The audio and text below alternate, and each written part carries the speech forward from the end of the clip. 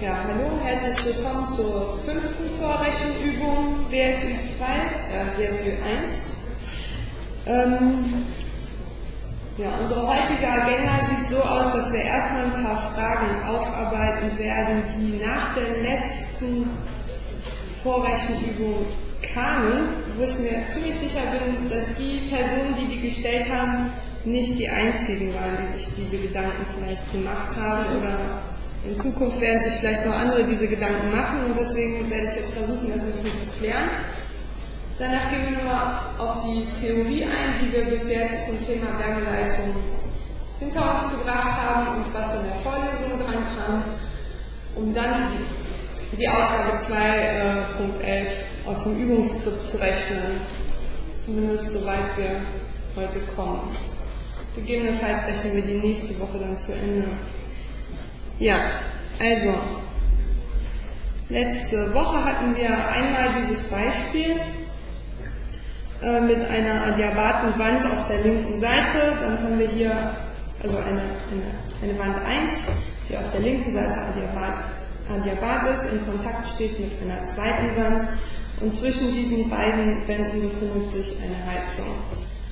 Und die Frage war, warum ist das Temperaturprofil senkrecht hier im Abschnitt 1? Also, warum ist das so? Und meine Antwort war erstmal, und ich denke, das ist wahrscheinlich wirklich den meisten klar, dass der Wärmefluss, der von hier kommt, Q.0 ist gleich 0. Also der Wärmestrom, der von links kommt, beziehungsweise in die Wand geht. Aber die Frage hat woanders angesetzt, nämlich stellte sich dann in der Diskussion heraus, dass nicht klar war, dass in dem Ganzen, in allen Beispielen, die bis jetzt drankommen, folgende Annahme galt, und zwar, dass die Änderung der Temperatur mit der Zeit gleich 0 ist. Das heißt, wir haben hier ein stationäres System, und natürlich wäre das, wenn ich jetzt plötzlich anfangen würde, diese Heizung in der Mitte einzuschalten, dann sähe das Temperaturprofil erstmal anders aus. Aber alles, was bis jetzt in der Vorlesung und in der Übung drankam, war stationär. So, also formelmäßig haben wir es gerade aufgeschrieben, das bedeutet, dass die Änderung der Temperatur mit der Zeit 0 ist. Das heißt, dass zu jedem Zeitpunkt befindet sich unser System im Gleichgewicht, und damit können wir die eine Seite, also können wir unsere Bilanz, wenn wir eine Bilanz aufstellen, gleich 0 setzen.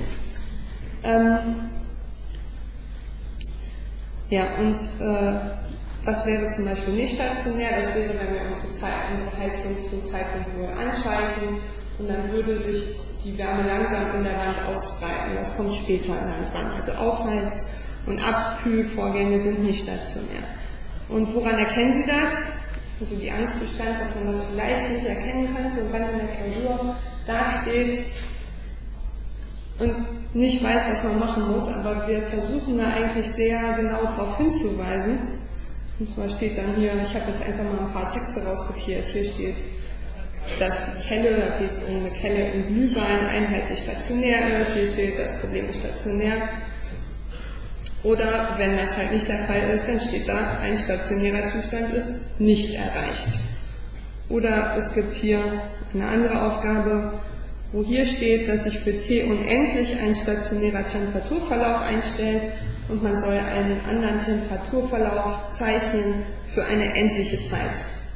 Das heißt, für den Zeitpunkt, für den dieses Temperaturprofil, das hier fehlt, in dieser Aufgabe gefragt ist, gilt, dass es instationär ist. Und das kommt aber alles noch in 2 Übungen, fangen wir damit an, mit instationären Temperaturprofilen. Ja. Also nur keine Angst und richtig lesen. Oft steht sowas dann halt hier, wie hier steht das dann in den Hinweisen drin, die es sich durchaus lohnt zu lesen, das macht einem das Leben leichter. So, dann gab es eine weitere Frage, und zwar zu der Aufgabe, die wir gerechnet haben. Also zur Erinnerung, wir hatten ein Kupferrohr, das wurde von einer Flüssigkeit durchströmt. Dieses Kupferrohr hatte einen Innenradius. Ich weiß nicht, ob er RI heißt, aber nehmen wir jetzt einfach mal an, wir haben ein Rohr, das hat einen Innenradius und einen Außenradius. Und anders während in der Wand das Temperaturprofil linear war, oder ist im Fall eines Temperaturprofils im Rohr dieses gebogen. Also es ist wirklich wichtig, dass hier diese Biegung erkennbar ist. Und die Frage war, was passiert, wenn ich jetzt meine Wärmeleitfähigkeit vom Rohr ändere? Ändert sich die Form des Temperaturprofils? Und solange ich nur den Wert meiner Wärmeleitfähigkeit ändere, ändert sich das nicht. So, die Antwort ist nein. Solange nicht mein Lambda jetzt plötzlich vom Radius zum Beispiel dadurch abhängt, dass es von der Temperatur abhängt oder so. Wenn ich jetzt außen eine höhere Temperatur habe und mein Lambda steigt mit der Temperatur, dann würde sich ja zum Beispiel die Wärmeleitfähigkeit mit der Temperatur ändern. Sondern was wichtig ist, ist, dass diese Form hier einzig und allein dadurch zustande kommt, dass mein Radius nach außen wächst, meine wärmeübertragende Fläche größer wird und es spiegelt sich wieder in dieser Formulierung mit dem Wärmewiderstand. Da habe ich diese 1 durch den natürlichen Logarithmus drin und im Prinzip ist das hier die logarithmische Form, die wir sehen. Und dabei ist es dann auch wichtig, sich klarzumachen, okay, wenn ich mein Lambda ändere, dann muss ich ja auch mir Gedanken machen, also ich habe ja immer noch mein Fouriersches Gesetz, was gültig ist, und wenn ich jetzt mein Lambda ändere, was halte ich dann konstant? Wenn ich Lambda ändere, kann ich ja nicht meinen Temperaturgradienten konstant halten und meinen Wärmestrom konstant halten. Und wir machen das jetzt mal am Beispiel einer Ebenenwand nochmal kurz, dass bei einer Ebenenwand, wenn ich mein Lambda ändern wollte, könnte ich zum einen meinen Wärmestrom konstant halten. Dann hätte ich für verschiedene Wärmeleitfähigkeiten, würden sich dann verschiedene Temperaturprofile einstellen. Also ich könnte hier einmal für ein unendlich hohes Lambda hätte ich kaum einen Widerstand, also ich könnte meine Wärme problemlos leiten, dann würde sich dadurch mein Temperaturgradient hier ändern. Meine Innentemperatur wäre gleich ungefähr meiner Außentemperatur. Für mittleres Lambda stellt sich halt irgendwie eine Gerade ein und wenn mein Lambda klein wird, dann bekomme ich einen großen Temperaturgradienten. Und all das ist immer wichtig im Kopf zu behalten, kann man in dem Fourierschen Gesetz ablesen. So, das zweite Beispiel ist vielleicht so ganz interessant, sich das mal zu überlegen. Was wäre, wenn ich jetzt meinen Temperaturgradienten konstant halte? Ja, man kann das ganz gut lesen auf dem Beamer. Also zum Beispiel, ich bin irgendwie nördlich des Polarkreises, im Winter habe ein Haus, draußen sind immer minus 20 Grad und meine Wand innen kriege ich durch konstantes Heizen die ganze Zeit auf plus 20 Grad. Das heißt, ich habe einen konstanten Temperaturgradienten hier und wenn ich Lambda ändere, würde sich dann mit steigendem Lambda würde der Betrag meines Wärmestroms steigen und mit fallendem Lambda würde der Betrag meines Wärmestroms fallen. Das heißt, in dem Fall, hohes Lambda, der Wärmetransport ist einfach, das ist schlecht für mich, ich verliere viel Wärme durch meine Wand. Und geringes Lambda, also kleines Lambda, habe ich einen geringen Wärmetransport, weil der Wärmetransport einfach schwierig ist. Dadurch, dass die Wärmeleitfähigkeit so schlecht ist. Und das ist ja das, was ich haben will. Ich will ein gutes Isolationsmaterial haben, um möglichst wenig heizen zu müssen. Ja, gibt's dazu noch Fragen? Hat sich das für diejenigen, die die Fragen gestellt haben, beantwortet, falls die heute hier sind? Gut. Ja. Eine Frage zu der ersten Frage. Also warum bleibt das Temperaturprofil auf der ersten Seite konstant eigentlich horizontal? Ja, das wäre für den Fall, dass die Wärmeleitfähigkeit wirklich, also die Frage war, warum hätte ich hier... Nein, aber für die erste Frage. Ach, für die erste Frage wirklich. Ach, hier. Ja, genau. Also das hier ist noch nicht klar. Ja, genau. Okay. Ich habe nur in dieser Wand hier einen Wärmestrom. Also ich heize hier diese Wand auf, die kriegt dadurch eine gewisse Temperatur und im Gleichgewicht stellt sich dann für meine erste Wand eine konstante Temperatur ein. Weil hier kein... Oh, jetzt habe ich das gelöscht.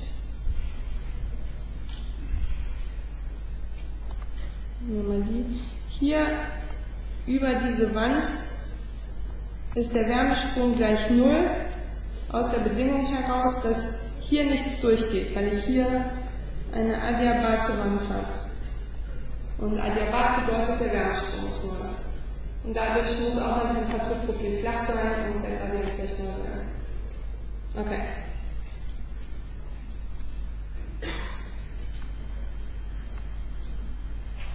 So, dann einmal kurz rekapitulieren, was in der Vorlesung dran kam.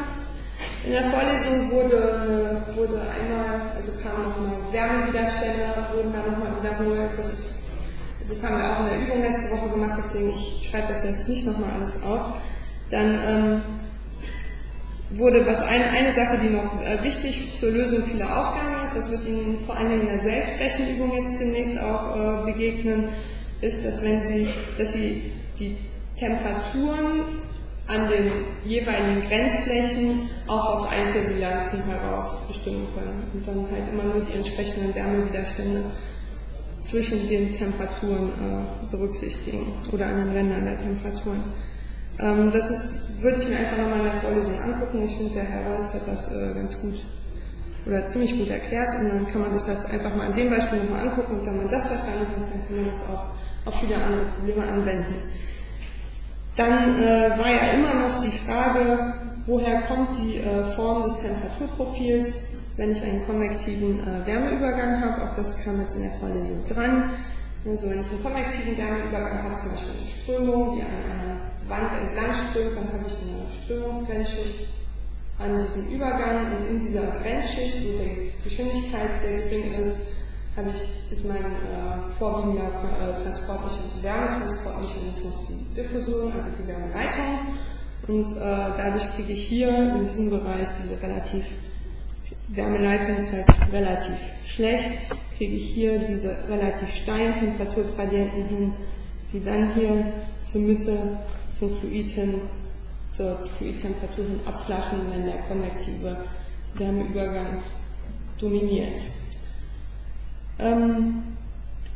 Ja, also ich hoffe, das ist klar geworden in der Vorlesung und ist verständlich und einleuchtend. Dann wurde ein weiteres Thema eingeführt, und zwar Rippen erhöhen den Wärmeübergang, dadurch, dass ich meine Oberfläche vergrößere, habe ich eine größere Fläche, an der ein konvektiver Wärmeübergang stattfindet. Und damit habe ich den Wärmetransport erhöht und kann zum Beispiel besser gewisse Bauteile kühlen. Das ist die Motivation, warum beschäftigt man sich mit Rippen.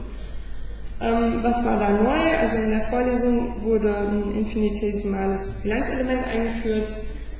Also ich habe ein Bilanzelement, das hat hier die Dicke dx und ich gucke mir an, welcher Wärmeleitstrom geht rein, welcher Wärmeleitstrom kommt an der Stelle x plus dx raus. Und ich betrachte das hier als eindimensionale Wärmeleitung in die Richtung, habe aber über die Seiten hier noch Verlustwärmeströme und komme dann in der Bilanz auf so eine Formulierung, dass die Differenz über das Bilanzelement gleich der Differenz der Verlustwärmeströme hier ist, weil sich zu den Seiten verlieren. Und sowas Ähnliches werden wir jetzt auch und Sie haben dann die Rippen-DGL im Prinzip hergeleitet und in der nächsten Vorlesung sollte die dann gelöst werden. Und wir beschäftigen uns jetzt mit einem Problem, nämlich dieser Aufgabe 2.11. Ich werde die mal eben aufnehmen, hoffe ich. Kann man die lesen?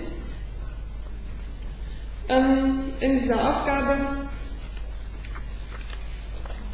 haben wir gab es noch Fragen, Entschuldigung, bevor wir mit der Aufgabe anfangen. Gut. Dann legen wir mal mit der Aufgabe los. die heißt beschlagene Heckscheibe. Und auf einer Heckscheibe von einem Auto sind Heizkräfte aufgebracht, die mit einer Leistung versehen werden, dadurch werden die warm und das Ziel ist es, dass nirgendwo auf der Heckscheibe Wasser kondensiert. Und die Frage in dieser Aufgabe ist jetzt, wie muss die Heizleistung pro Länge sein bei den gegebenen Geometrien, damit diese Heckscheibe nicht beschlägt, und damit sie nicht beschlägt, ist hier die Taupunkttemperatur angegeben, die nicht an keiner Stelle des Glases unterschritten werden darf. So, wir gucken uns erstmal an, was haben wir hier für eine Geometrie. Also wir haben unsere Heckscheibe. Die Heckscheibe hat die Dicke Delta. Wir haben, die Heckscheibe hat eine Wärmeleitfähigkeit Lambda, die Werte sind alle in der Tabelle gegeben, aber am Anfang müssen wir noch nicht so viel mit den Zahlenwerten rechnen, deswegen ich lasse jetzt erstmal raus. Dann haben wir unsere Heizblätter. Diese Heizblätter haben den Abstand S zueinander. Und man sieht schon in der Aufgabenstellung, dass es auch hier unter den Hinweisen gegeben war, des Koordinatenursprungs zweckmäßigerweise in der Mitte zwischen zwei Heizleitern. Das ist hinterher hilfreich für die Berechnung, und wenn das hier so angegeben ist, sollten wir uns auch daran halten.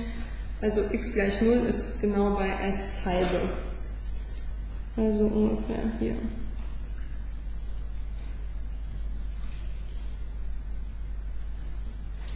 Läuft x dann in die Richtung.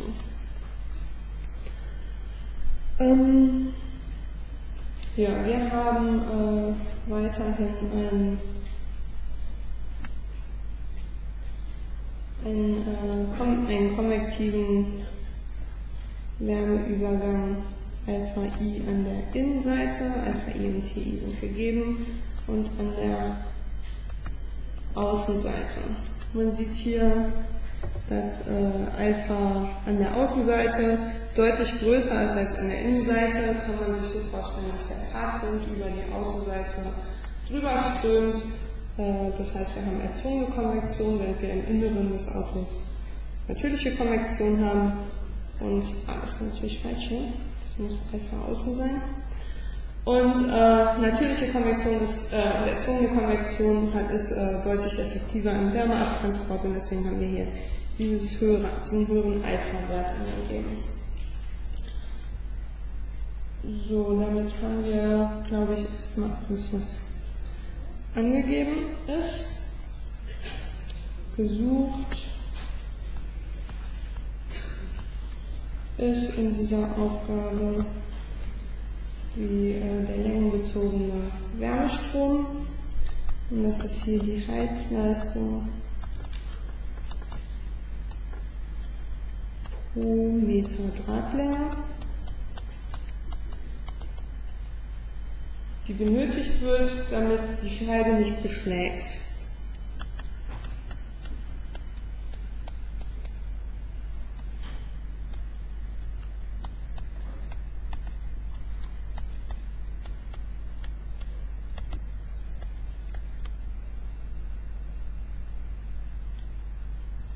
So, und was bedeutet das?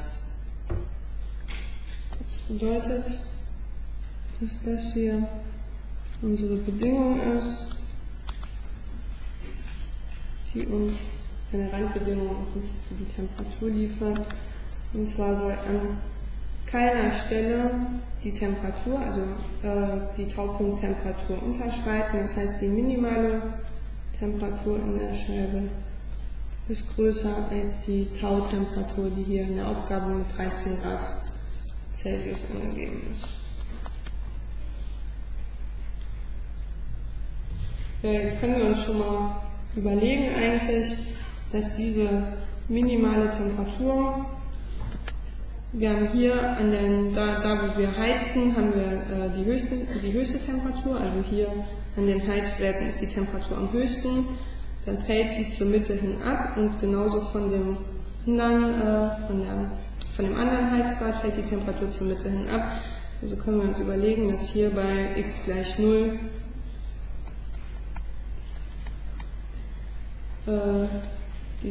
das Temperaturminimum liegen wird. So, jetzt treffen wir verschiedene Annahmen in der Aufgabenstellung.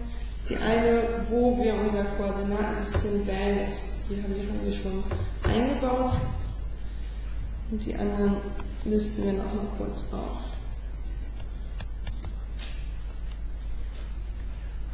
Also erste Annahme, wichtig, Stichwort stationär. Das heißt, dt nach die zeitliche Ableitung, die zeitliche Änderung der Temperatur ist gleich 0. Ja, das heißt, zu jedem Zeitpunkt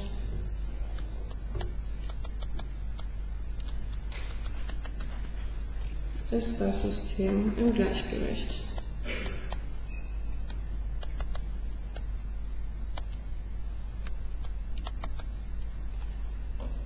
Und egal zu welchem Zeitpunkt ich mir mein Temperaturprofil zum Beispiel aufzeichne, es wird immer gleich aussehen. So. Zweite Annahme ist, dass wir Randeinflüsse vernachlässigen können.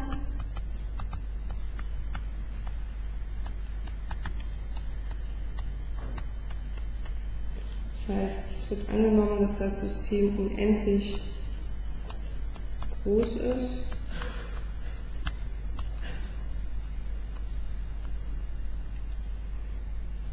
Wenn wir uns also unser Problem betrachten, wir haben unsere Glasscheibe mit den Heizwerten,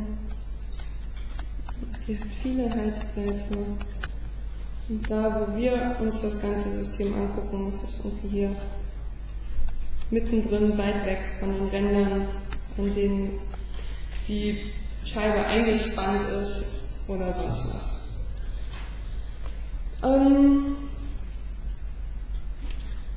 Ja, das war die zweite, dann kommt die dritte Annahme. Auf die kommen wir gleich nochmal im Detail zurück. An der dritten Stelle steht, dass wir nur eine Wärmeleitung zwischen den Heizwerten in x-Richtung haben.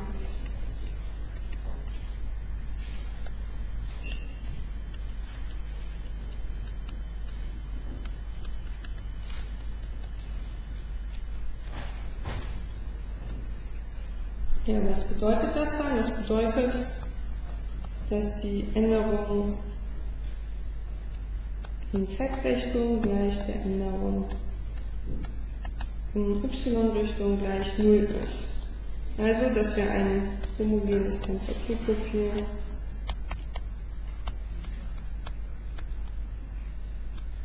oder eine homogene Temperaturverteilung innerhalb unserer Glasscheibe haben.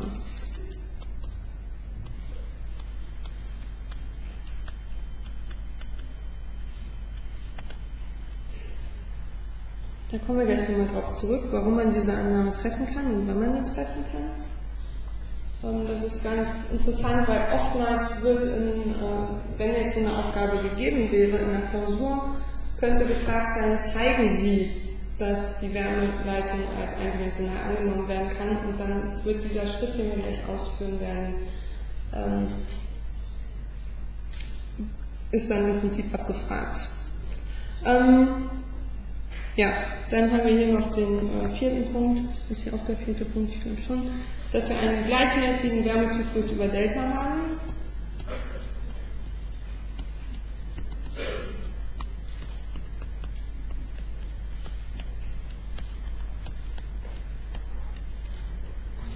Das heißt, dass die Heizwerke, die sind nicht auf die Scheibe aufgedampft, wie das im Normalfall wäre, sondern die sind gleichmäßig in die Scheibe eingesetzt, um die Rechnung ein bisschen angenehmer zu machen. Also über Delta soll das hier sein.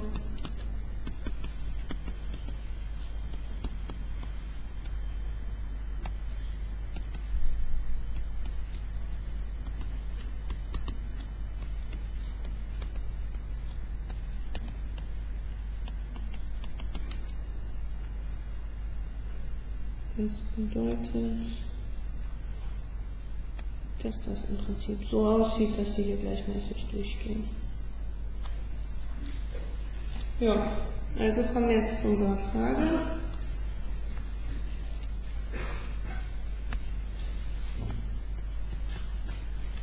Warum ist die Annahme Nummer 3, dass sich das Ganze eindimensional betrachten kann, gerechtfertigt?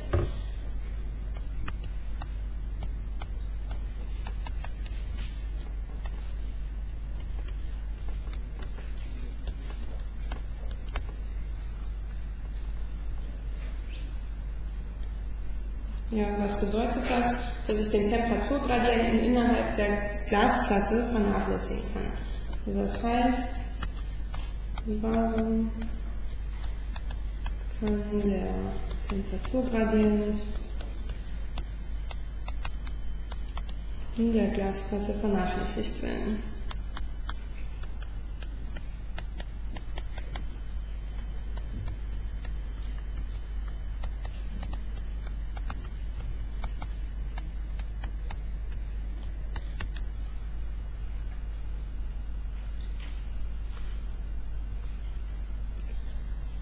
Dazu malen wir uns das einmal auf, wie das aussieht.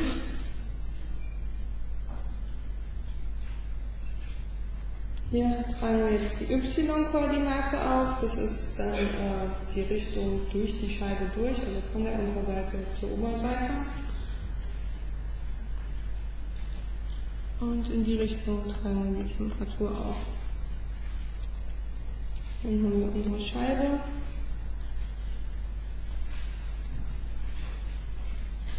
Mit der Dicke Delta. Und eigentlich würde unser Temperaturprofil so aussehen, dass wir eine Temperatur hier an der einen Seite, eine Temperatur an der Außenseite hätten. Und das müsste eigentlich dann niedrigere Temperatur außen, höhere Temperatur an der Innenseite wahrscheinlich, und dann habe ich hier drin das Temperaturprofil und hier habe ich also hier ist Wärmeleitung und hier habe ich den konvektiven Wärmeübergang zur Innenseite.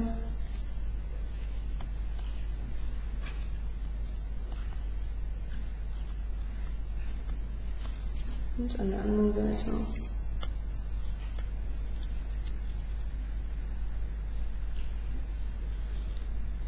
Entschuldigung, das hier ist natürlich falsch. Die Temperatur geht hier im Innenraum also der Temperaturgradient hier geht zur Innentemperatur und der Temperaturgradient hier geht zur Außentemperatur, und das Ganze wird durch den Wärmeübergangskoeffizienten dann beschrieben. Hier der innere und der äußere. So, jetzt kann ich eine Energiebilanz machen. Um die Innenseite meiner Glasscheibe. Und wenn ich mir das jetzt angucke, was habe ich da für Wärmeströme? Ich habe zum einen von der Glasplatte zur Oberfläche der Glasplatte hin habe ich einen Wärmeleitstrom, der ist beschrieben durch minus Lambda dt nach dy mal der Fläche. Und hier zur Innenseite des Autos, in dem Fall analog natürlich auch zur Außenseite, habe ich den konvektiven Wärmeübergang, also Glastemperatur an der Innenseite, die kenne ich jetzt gerade nicht, minus der Innenraumtemperatur des Autos. Also ich kann mir das hier als konvektive Temperaturdifferenz aufstellen und hier steckt im Prinzip meine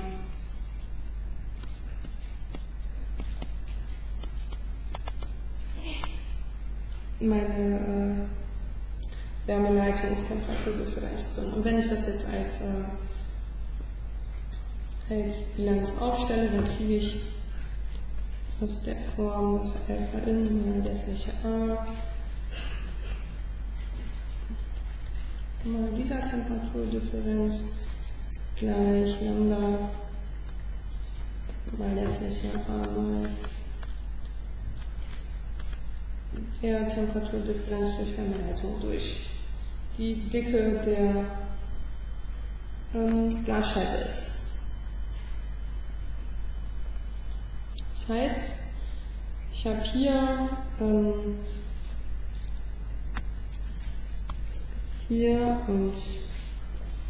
hier Wärmeleitwiderstände.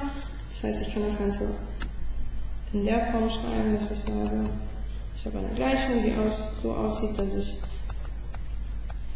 die konvektive durch Temperaturdifferenz durch einen konvektiven Wärmewiderstand ausdrücke und das gleiche für die Wärmeleitung.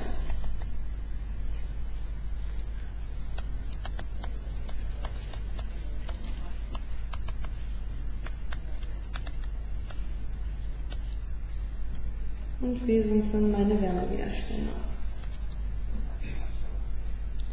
Und was mich jetzt interessiert, wenn ich diese Temperaturdifferenz in y-Richtung vernachlässigen will, ist ja, wie groß ist die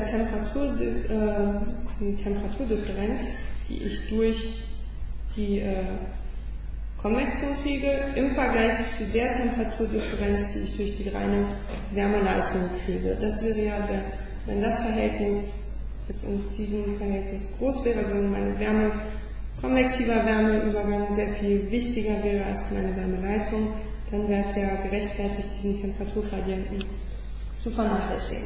Also stellen wir uns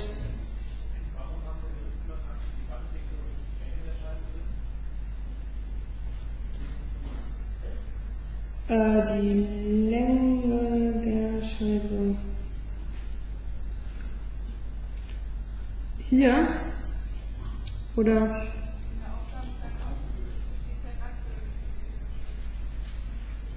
achso, oh, in der Aufgabenstellung ist das anders, ja, ich sehe es. Gut, also in der Aufgabenstellung ist Z, dann sollen wir es einmal umschreiben nochmal, oder sollen wir es so lassen? Umschreiben? Okay, dann haben wir hier ein Z. Aufgabenstellung Z ist die Dicke der Scheibe. Dann haben wir hier dt nach dz und das war's schon, ne? Und dann ist auch die Frage geklärt. Sieht so aus. Ja, gut. Okay, wir fragen uns jetzt, wie ist das Verhältnis meiner zwei Temperaturgradienten? Und das ist ja gleich der Wärmeleitwiderstände, der Wärmewiderstände. Wenn ich das aufschlüssel, habe ich dann eine Alpha mal Delta durch Lambda stehen. Und dieses Verhältnis ist definiert als die Biotzahl.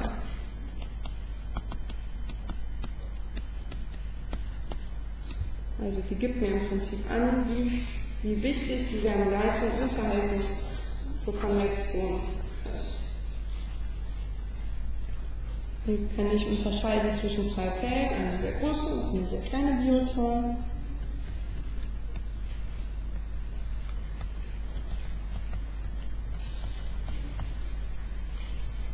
Das heißt, ich habe eine große Temperaturdifferenz in meiner Glasscheibe. Verglichen mit den Temperaturdifferenzen nach außen.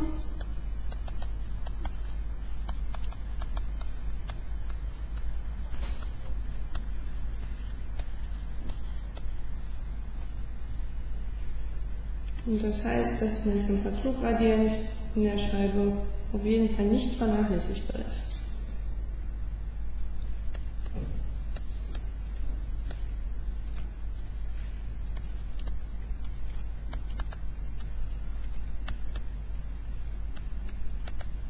Und damit ist halt auch die Wärmeleitung, schreibe ich mal dazu.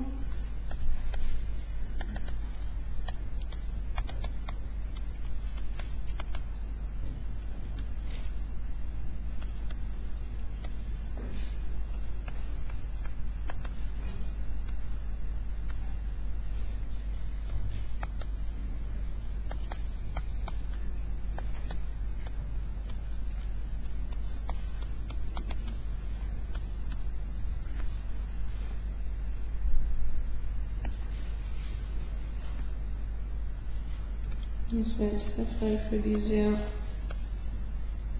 große Biozahl.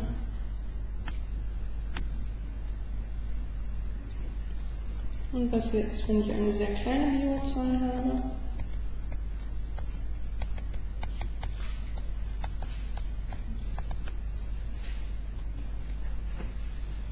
Wenn die sehr klein ist, dann ist, also wenn sehr klein, nenne ich jetzt hier, die Biozahl ist viel kleiner als 1. Und damit würde folgen, also das bedeutet ja dann, dass die Temperaturdifferenz durch Wärmeleitung viel kleiner ist als die Temperaturdifferenz durch Konvektion nach außen hin. Das heißt, dann ist mein Temperaturprofil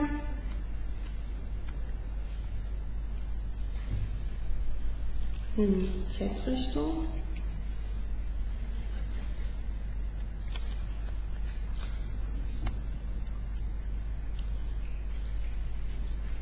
Über die Scheibe der dicke Delta wäre mein Temperaturprofil senkrecht. Ich habe oben die gleiche Temperatur wie unten. Und wirklich wichtig ist nur das, was hier nach innen und außen passiert. Und ich habe eine homogene Temperatur im Querschnitt.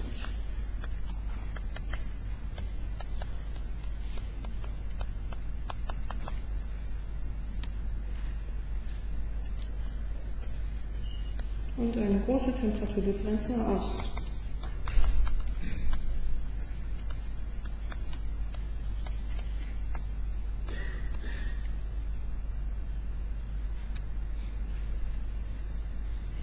Jetzt können wir nochmal eben, was bedeutet das dann physikalisch? Das bedeutet, dass die Wärmeleitfähigkeit von meinem Material so gut ist, dass kein Widerstand für den Wärmetransport vorhanden ist und die Wärmeleitung einfach gut funktioniert. Und damit im Glas vernachlässigbar ist. Ist das klar, wie das funktioniert und warum man das macht? Gut. Dann können wir jetzt hier für die Aufgabe, einmal überprüfen, ob das Sinn macht.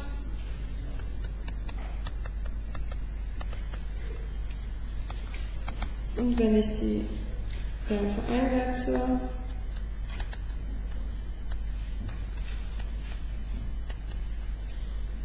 dann habe ich einen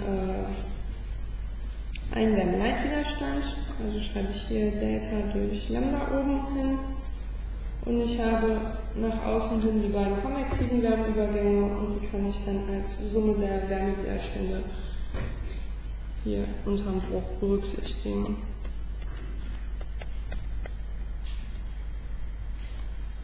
Und dann komme ich darauf, dass der Wert ungefähr gleich 0,012 ist. Und das ist viel kleiner als 1 in unserer Definition. Also ab 0,01 kann man sich auf jeden Fall sicher sein, dass das viel kleiner als 1 ist und auch in der Klausur wäre schon 0,1 wäre schon, da könnten Sie schon sagen, damit ist das deutlich kleiner als 1. Wenn es größer ist, wäre ich vorsichtig. Ja, also Annahme 3 gerechtfertigt und wir haben einen homogenen Temperaturverlauf, also eine homogene Temperatur im kleinen Querschnitt.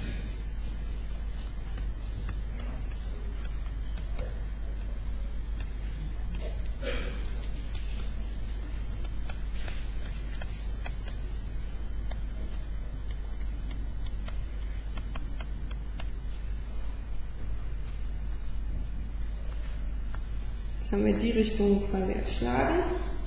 Jetzt können wir uns mal überlegen, wie sieht denn unser Temperaturverlauf überhaupt aus? Ja, kann ich auch.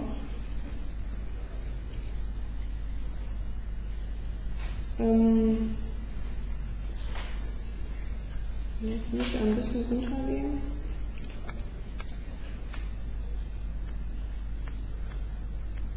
Sonst kann ich nicht zeichnen.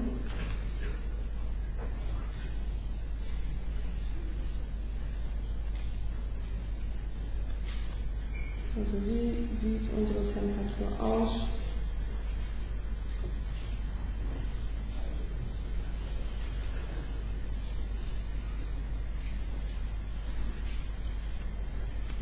In x-Richtung. Was wir wissen ist, dass wir bei S halbe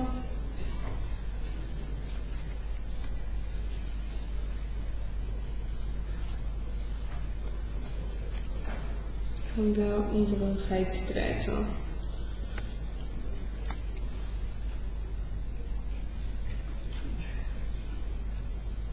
Und wir wissen, dass das System hier symmetrisch ist.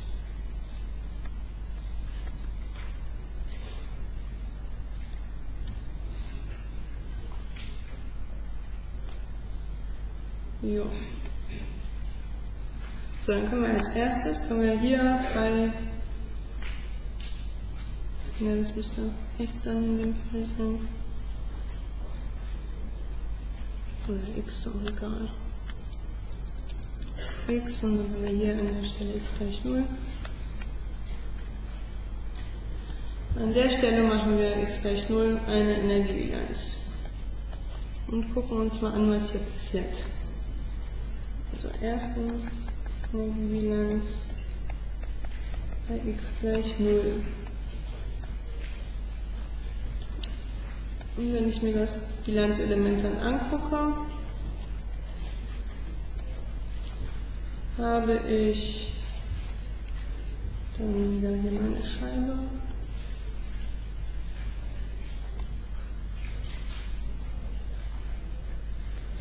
Und ich habe einen Wärmeleitstrom, der hier reingeht, an der linken Seite.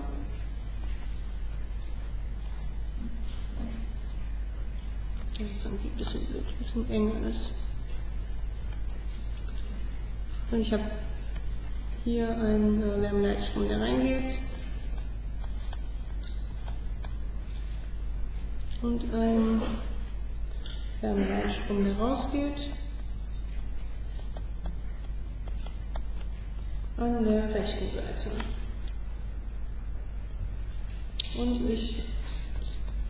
Und was ich noch weiß, weil mathematisch ist, dass das Problem symmetrisch sein muss.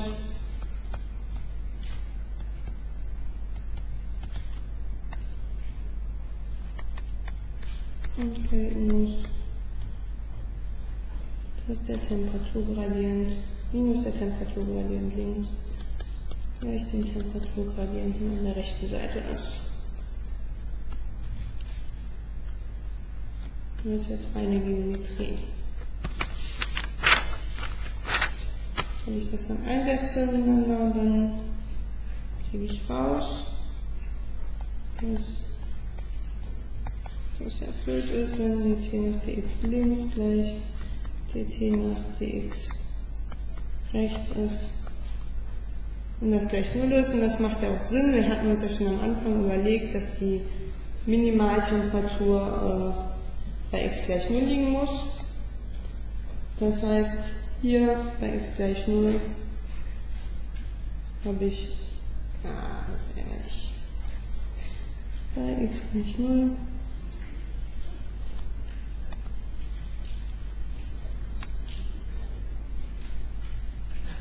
ist mein Temperaturgradient 0, und damit habe ich hier schon mal eine flache Steigung.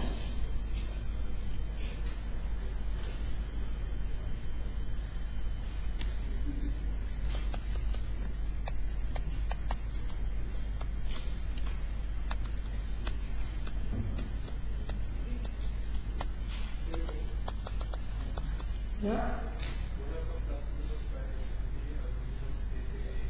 Eher aus der Richtung raus.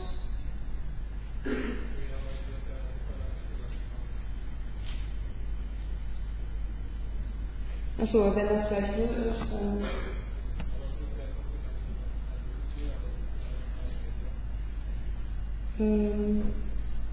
Ja, dann ist es minus 0.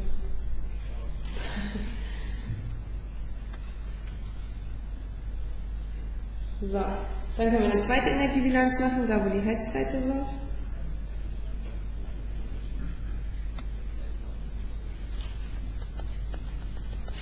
Das war die erste Energiebilanz. Und hier machen wir die zweite Energiebilanz.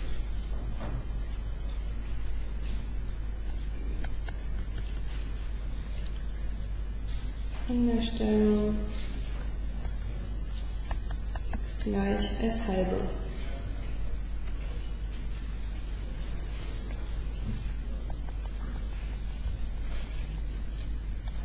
Wenn ich mir hier mal ein Bilanzelement angucke, dann habe ich wieder meine Wärmeleitung. Ich gebe das jetzt mal mit der Fläche an. Minus L mal minus Lambda mal der Länge in die Tiefe. Die fliegt hinterher heraus in den Gleichung. Die kennen wir nicht, aber das ist auch nicht so wichtig. Und jetzt hier vereinfacht, dass das konsistent ist. Minus Lambda mal L mal D, also das L mal D ist dann die Querschnittsfläche,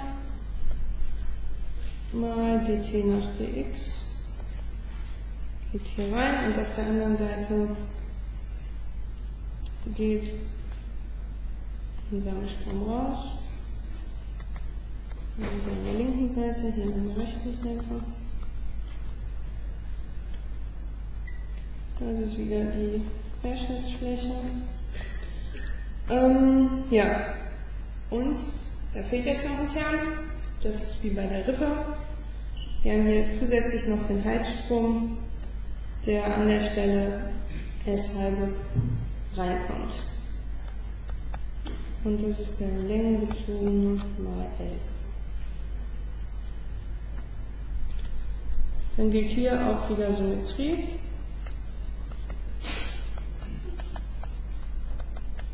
An der linken Seite der Temperaturgradient in x-Richtung ist gleich der Änderung der Temperatur rechts. Wenn ich das dann einsetze,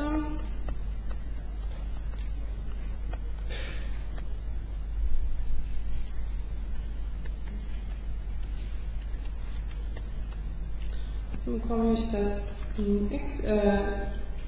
die Änderung der Temperatur in x-Richtung an der linken Seite ist gleich 1,5 mal Q-Punkt-Strich durch Lambda mal D. Das 1,5 kommt daher, dass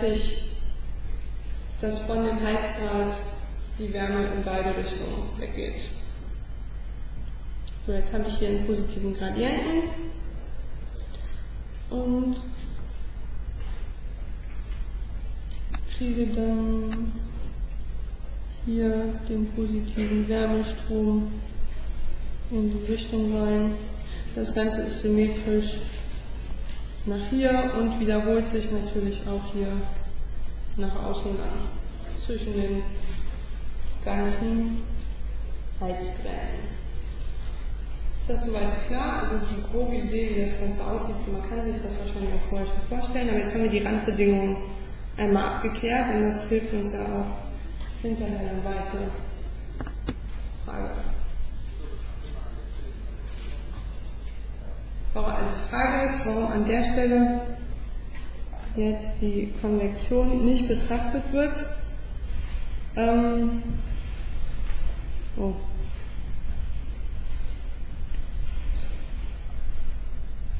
Weil wir uns jetzt erstmal nur angeguckt haben, wie die Leitung, also ja, das hier ist nur die Leitung innerhalb der Scheibe, was da passiert. Ja, habe ich nicht gesagt, ne? Ja. So, was wir jetzt wissen wollen, ist, wie sieht der Temperaturverlauf aus, und dazu muss ich mir eine Differentialgleichung herleiten.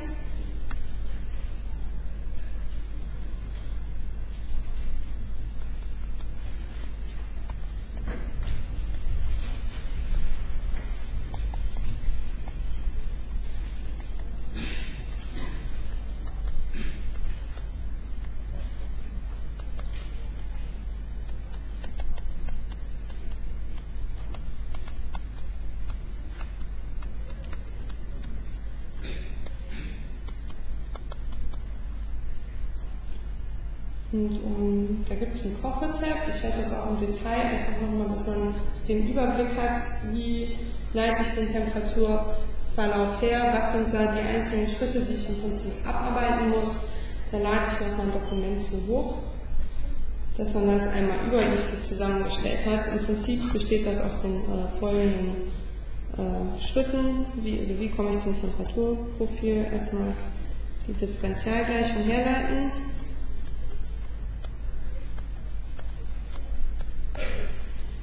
Dann die nötigen Randbedingungen aufstellen.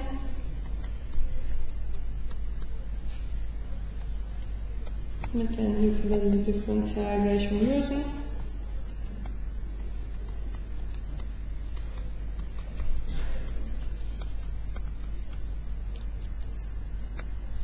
Randbedingungen einsetzen und Temperaturverlauf rauskriegen.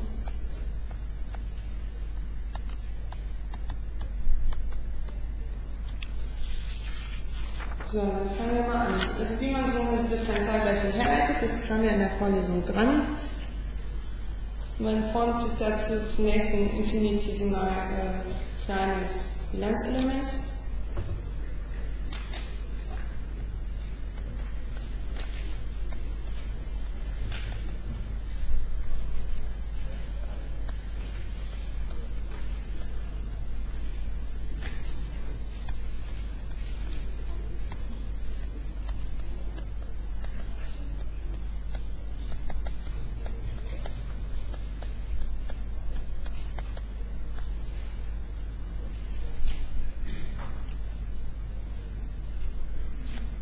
So, wie sieht das dann aus?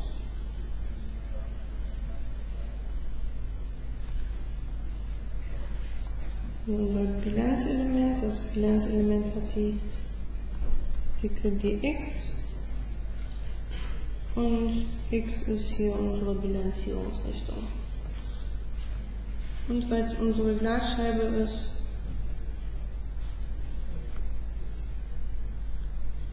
haben wir hier die Dicke Delta angegeben. So, welche Wärmeströme gehen raus, welche kommen rein? Das ist dann im Prinzip der nächste Schritt.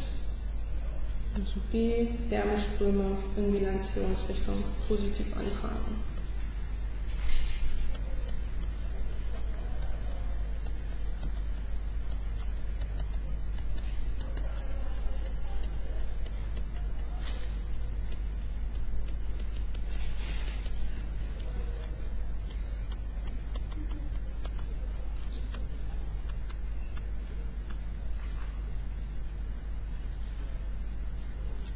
Okay, was haben wir hier an Wärmeleitungsströmen? Haben wir hier einmal den Punkt L, der an der Stelle x reingeht. Und wir haben den Punkt L, der an der Stelle x plus dx rausgeht.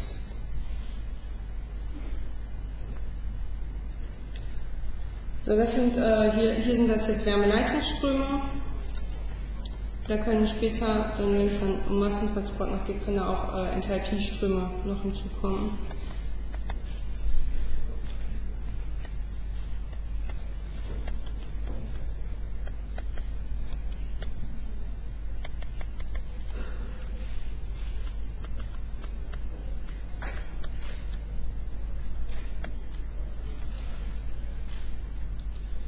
So, was ist dann der nächste Schritt? Im nächsten Schritt tragen wir dann die Wärmeströme auf, die über die seitlichen Ränder des Bilanzvolumens raus, rein, wie auch immer gehen.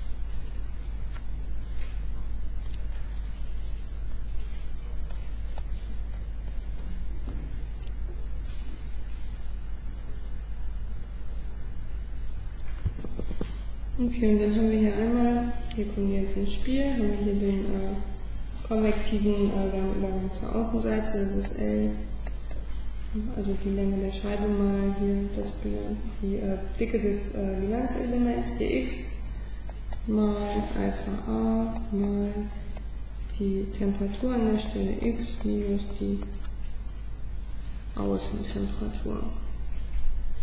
Und das gleiche haben wir dann auch hier unten.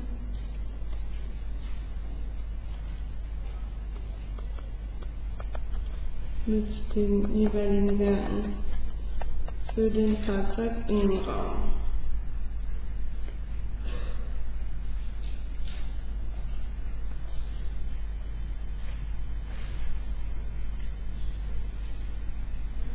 So, jetzt, was hier jetzt, dadurch, dass das Ganze eindimensional ist,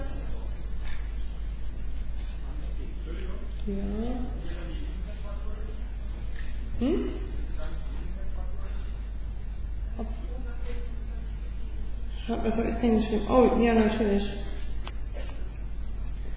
Hier kommt natürlich die Innentemperatur hin. Ja. Also. Gut, Tx, also T an der Stelle x, ist dadurch, dass wir sagen, dass wir die Einwegwärme, also dass wir nur Einwegwärmeleitung betrachten, dass wir es in Z-Richtung vernachlässigen können. Daher wissen wir, dass das oben und unten gleich ist.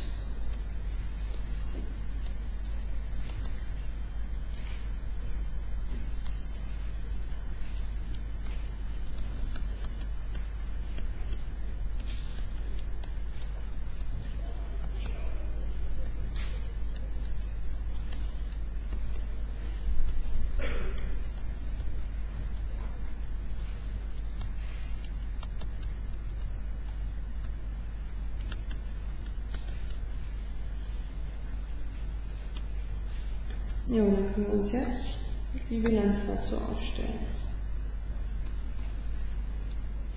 Wenn es so aussieht, 0 ist gleich, also stationär, ne? Q.L an der Stelle x minus Q.L an der Stelle x plus dx, und das Ganze muss ja dann im Gleichgewicht mit dem sein, was an den Seiten rausgeht. Also kommt dann noch minus L mal dx ausgeklammert hin, mal dem konvektiven an der Außenseite und also plus dem konvektiven an der Innenseite. Ich habe jetzt hier t von x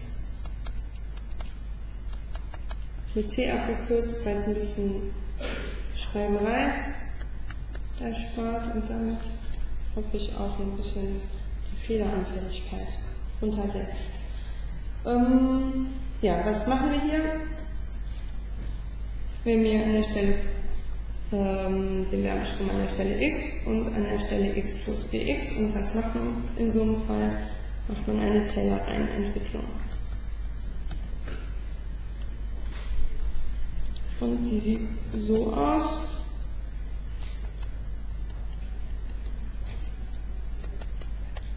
Dass ja, an der Stelle x plus dx ist gleich dem Wärmestrom an der Stelle x plus der ersten Ableitung nach dx mal dx plus 1/2 mal der zweiten Ableitung nach dx Quadrat mal dx Quadrat plus thermohöhere Ordnung.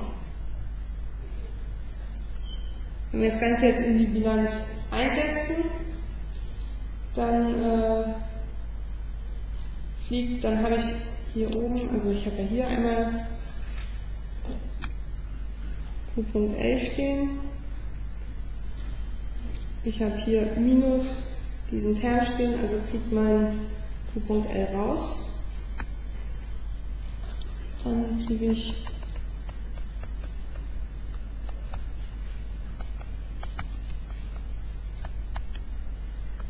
beim Einsetzen in die Bilanz die folgende Gleichung raus. Das Ganze ist dann minus der ersten Ableitung minus 1/2 bei der zweiten Ableitung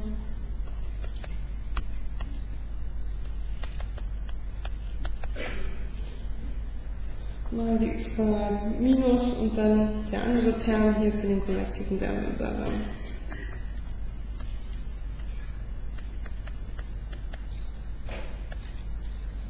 In der Außen- und der Innenseite.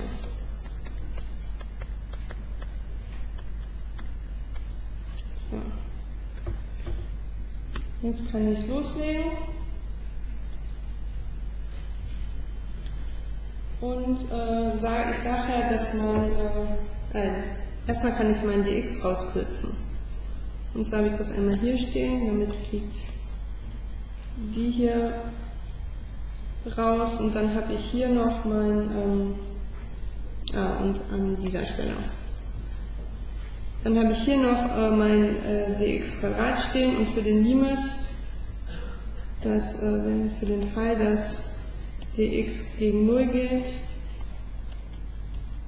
geht mein quadratisches Element hier auch, oder geht das gegen 0, ich multipliziere also mit 0 und damit geht der ganze Term hier gegen 0. Und das ist dann immer so, wenn man die Teilereihenentwicklung macht, deswegen in der Klausur reicht es, wenn Sie die Teilereihenentwicklung dann nach dem ersten Glied abrechnen, das ist jetzt nur, dass wir es hier einmal gesehen haben.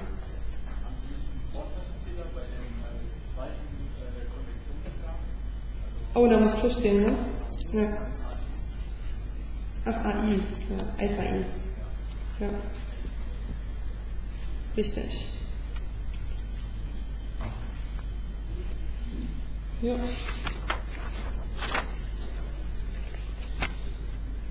Okay, dann kann ich mir den Wärmeleitungsstrom noch definieren.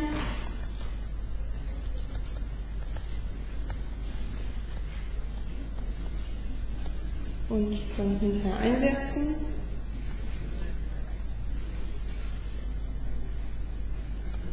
Und zwar ist Q.L gleich minus Lambda mal der Dicke mal L mal dt nach dx. Das ist jetzt einfach wieder Fouriersches Gesetz.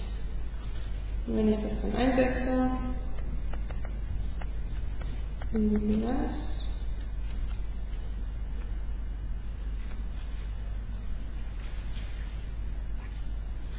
dann sieht das wie folgt aus. Ich habe da 0 gleich minus d nach dx stehen. Von diesem Term minus Lambda Delta L dt nach dx minus L mal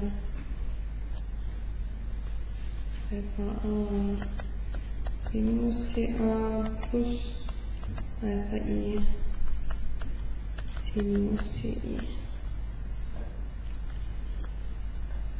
So dass sich meine Länge nicht ändern wird, kann ich die vorziehen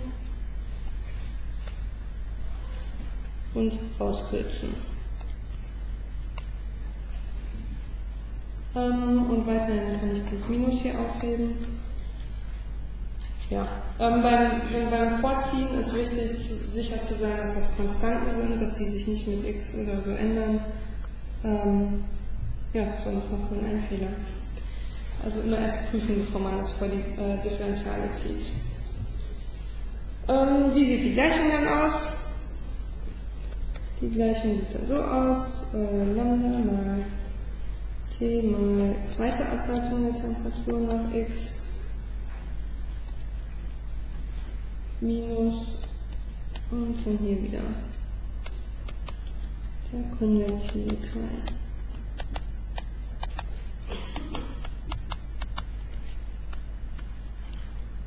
Und dann habe ich, achso, dann ist das Ganze noch 0. Und das heißt, ich habe meine Differentialgleichung soweit erstmal fertig und freue mich. Und dann ärgere ich mich.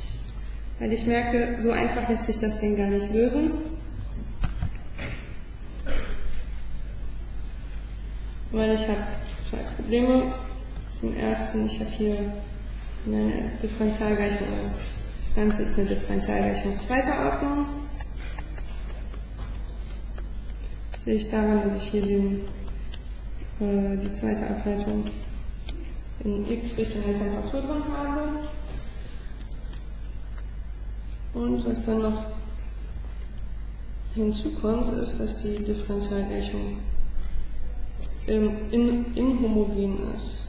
So, was heißt das? Differentialgleichung ist inhomogen.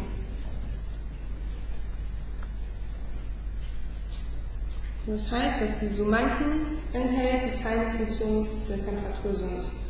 Und das ist hier unser TA und unser TI.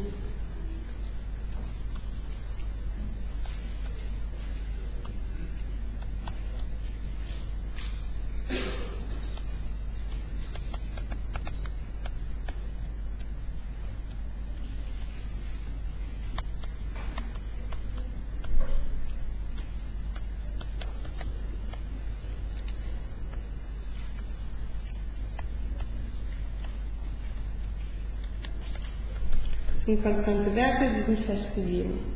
Und das Ganze zu lösen ist jetzt relativ schwierig. Das Einzige, was mir jetzt an dieser Stelle übrig bleibt, ist, dass ich die Differentialgleichung homogenisiere.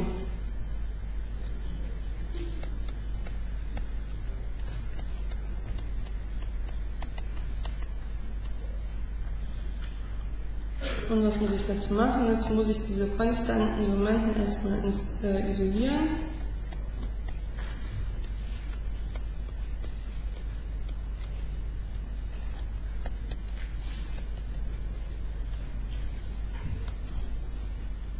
Und wie sieht dann das Ganze aus? 0 ist gleich, und dann hier wieder der ganz normale Leitungsterm mit der zweiten Ableitung der Temperatur nach x minus, und jetzt schreibe ich mir das Ganze so, dass ich erst Alpha A plus Alpha I an der Temperatur stehen habe, minus, dann habe ich hier einen Teil Alpha A mal TA plus Alpha I mal TI und erweitere jetzt die Gleichung mit diesem Faktor.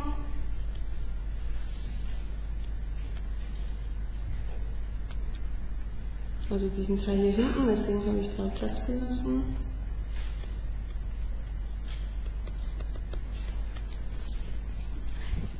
Und dann habe ich hier und hier teile ich dann durch.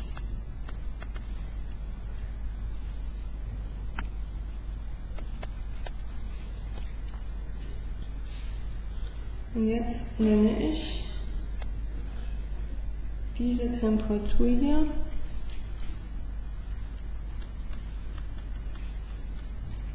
T Sternchen.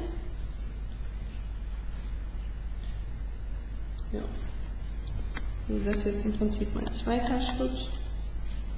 Und dann ist mein dritter Schritt, dass ich mir hier die Temperatur als T-Sternchen umdefiniere, die ich hier habe.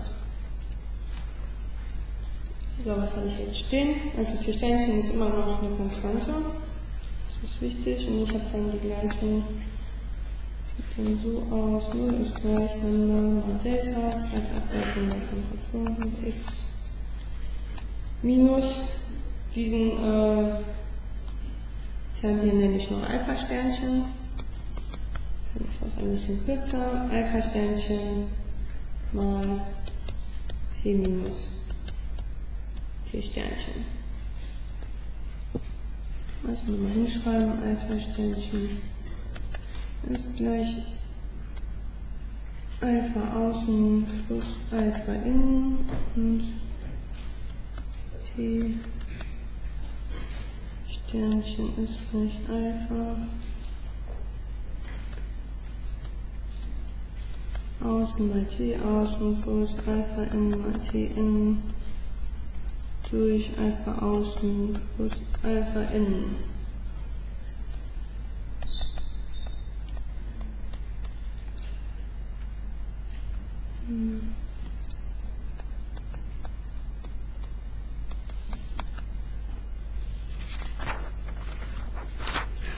jetzt kann ich eine Substitution vornehmen.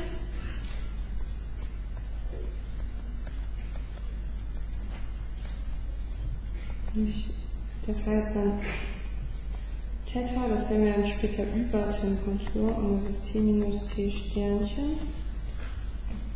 Und wenn ich das substituiere, muss ich mir auch angucken, okay, wenn ich diese Substitution vornehme, wie sehen die Ableitungen davon aus? Also einmal ableiten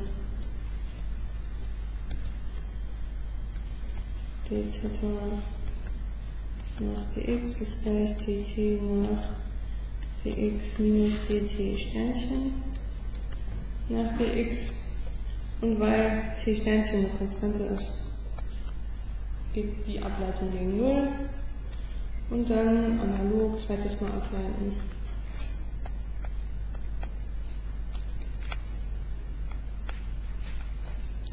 Gut.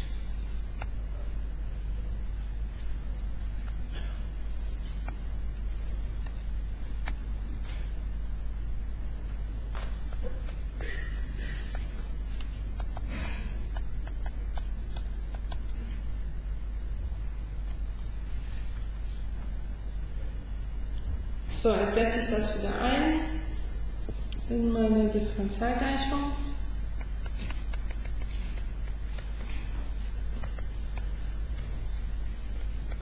Und dann sieht die Differentialgleichung, die ich dann bekomme, sieht dann schon etwas netter aus.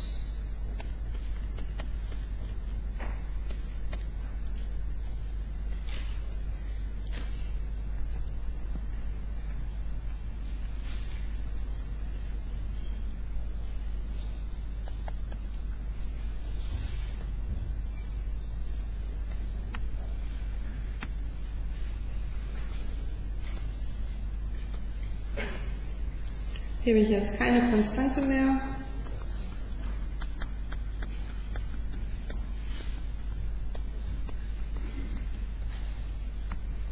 Und habe also eine homogene Differentialgleichung.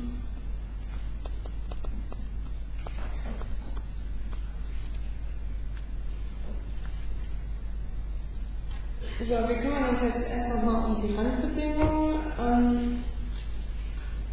Ich vermute, wir werden jetzt nicht bis zum Ende der Lösung kommen, da wage ich noch zu bezweifeln. Aber ist auch nicht so schlimm, weil diese Gleichung könnte Ihnen schon bekannt vorkommen. Die sieht der Rippendifferentialgleichung, die Sie in der Vorlesung hatten, sehr ähnlich, wenn Sie sich daran erinnern. Und wie die gelöst wird, kam noch nicht ran, also das ist auch nicht so schlimm, wenn wir es jetzt auch noch nicht machen. Das müsste dann am Mittwoch in der Vorlesung drankommen. So, wir kümmern uns jetzt erstmal um die Randbedingungen, dann haben wir alles aufgestellt und können dann an der Stelle nächste Woche ansetzen.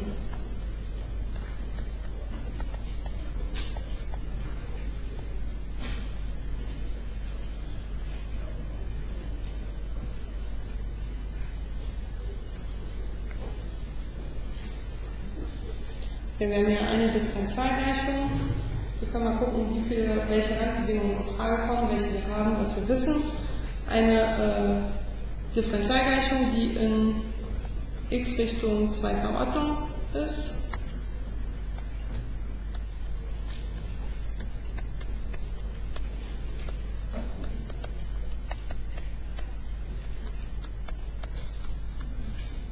Das heißt, wir müssen auf jeden Fall zwei Randbedingungen aufstellen. Das sehen wir dann auch sonst, wenn wir die Differentialgleichung lösen und sehen hinterher, wie viele Integrationskonstanten dabei rauskommen, können wir auch daran sehen, wie viele Randbedingungen wir benötigen. So, also ist hier dann die Frage, welche Randbedingungen kommen denn in Frage?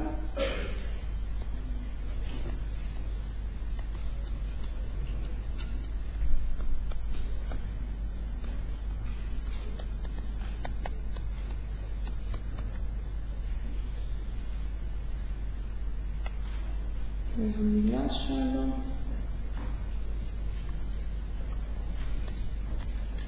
Wir haben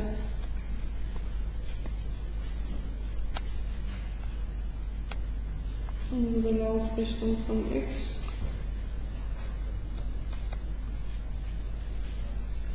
Und jeweils kleines halbe haben wir hier die Heizbreite.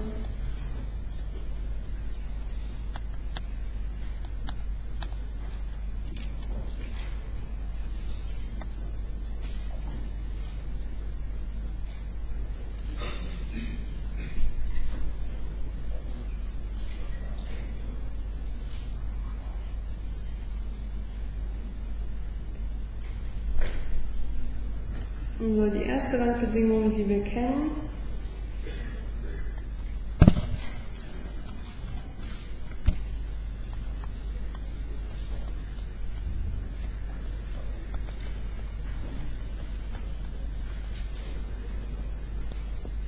Wir wissen, dass die Stelle mit der kältesten Temperatur, die auftreten kann, in der Mitte der Heizkräfte liegt. Das können wir uns aus der Wärmeleitung schon alleine erklären. Also erste Randbedingung, kälteste Stelle mit Themen liegt in der Mitte zweier Heizdrähte. Das heißt, an der Stelle x gleich 0 ist unsere Temperatur gleich der minimal erlaubten Temperatur. Das wissen wir jetzt in dem T-Bereich. Jetzt müssen wir uns das Ganze übersetzen. Was heißt das für Theta?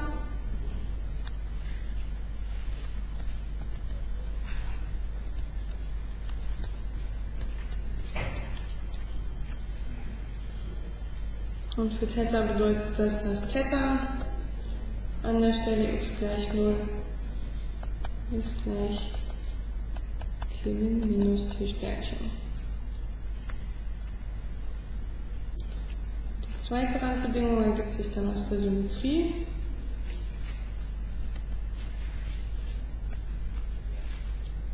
Nämlich die Symmetrie, die wir an der Stelle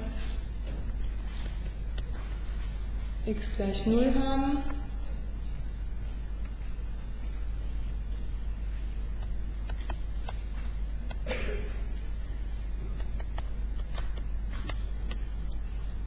Und wir wissen, dass der Temperaturgradient an der Stelle x gleich 0 ist. Und das heißt dann für Theta, dass die Ableitung von Theta an der Stelle x gleich 0 ebenfalls 0 ist. Die Ableitung haben wir uns ja eben ausgerechnet auch. So, jetzt hätten wir eine mögliche dritte Randbedingung, wenn wir zum Beispiel die Heizleistung unseres Heizrates kennen würden. Aber die wollen wir ja berechnen, aber ich schreibe es so hin.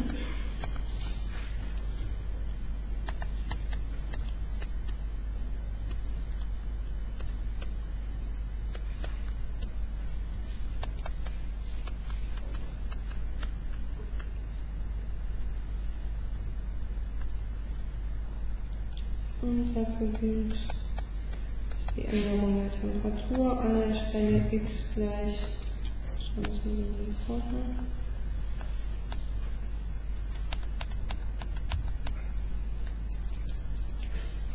An der Stelle x gleich s halbe haben wir 1/2 Q-Strich durch Lambda mal Delta. Das wissen wir aus der Herleitung, die wir am Anfang über den Temperaturverlauf gemacht haben. Und das bedeutet für Theta, dass die Theta nach der x an der Stelle x gleich s halbe gleich auch 1/2 Q-Strich durch Lambda Delta ist. Aber Q-Punkt ist halt, Q-Strich ist gesucht und nicht gegeben. Wenn es jetzt gegeben wäre und das System wäre quasi überbestimmt, dann könnte man sich das aussuchen und in dem Fall jetzt müssen wir halt die ersten beiden Randbedingungen dann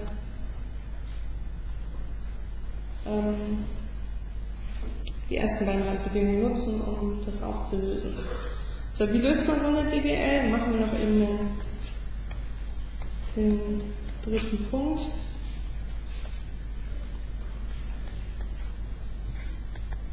Also es gibt einmal die Möglichkeit, das über Trennung der Variablen zu machen.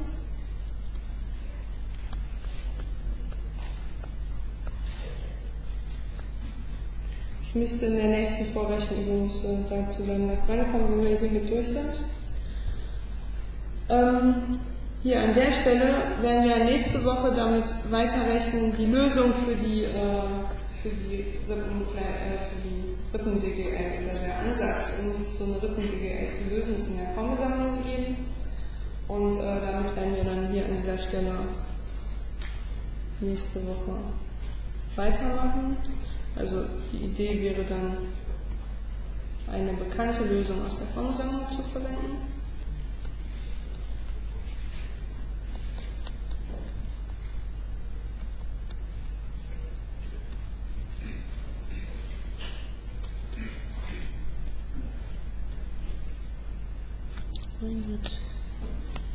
Verwenden.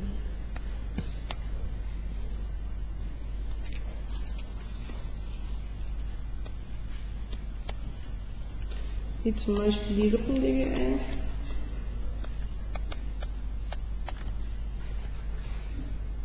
Ja, oder es gibt noch weitere Lösungshilfen in der Formelsammlung, also Lösungsansätze, die gegeben sind, aber auf jeden Fall erstmal prüfen. Eigentlich wird das bei uns immer, sage ich jetzt mal, mit einer dieser beiden sind die häufigsten Arten.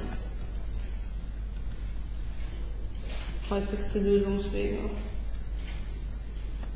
Und halt Lösungshilfe Formelsammlung. Aber erstmal prüfen, ob nicht einer der anderen Wege möglich und vielleicht einfacher ist oder ob man sich vertan hat und man vielleicht doch auf so eine bekannte DGL kommen könnte, bevor man zu diesem dritten Punkt greift. Ja, und damit würden wir jetzt das Ganze in Form der Rippen-DGL umstellen und den Lösungsansatz aus der Formelsammlung verwenden. Das machen wir dann nächste Woche, wenn Sie jetzt in der Vorlesung auch einmal durchgext haben. Und ja, bis nächste Woche.